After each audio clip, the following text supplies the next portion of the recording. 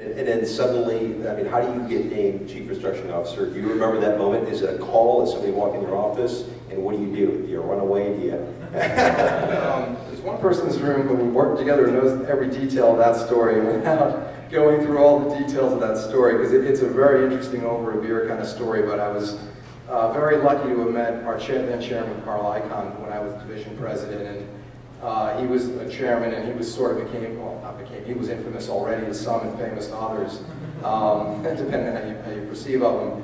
But he had become infamous within the company, you know, for his infamous tender offer of $22 a share going back. That was probably right 6 months before I met him, and that was happening in the public eye, and it was kind of wild to be in the midst of a company going through, it was in the news all the time, not just regionally, largely because he's such a big figure.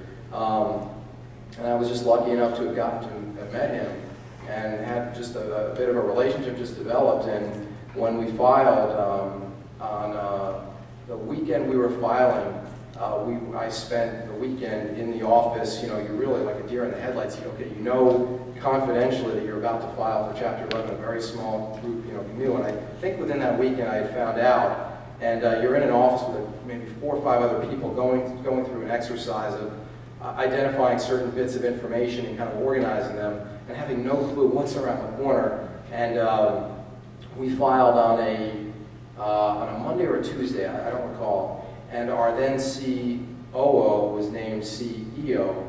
And a couple of days, right at the time of filing, I got a call from Mr. Icahn saying, you know, can you come to New York and talk about this? And he mentioned this term I'd never heard called Chief Restructuring Officer.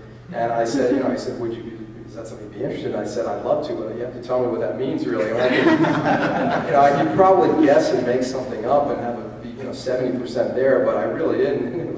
It just started from there, and spent time in New York for a couple of days, you know, with some of the board members, with our council, who happens to be based out here, and it was thrown on this new roller coaster, this new whirlwind.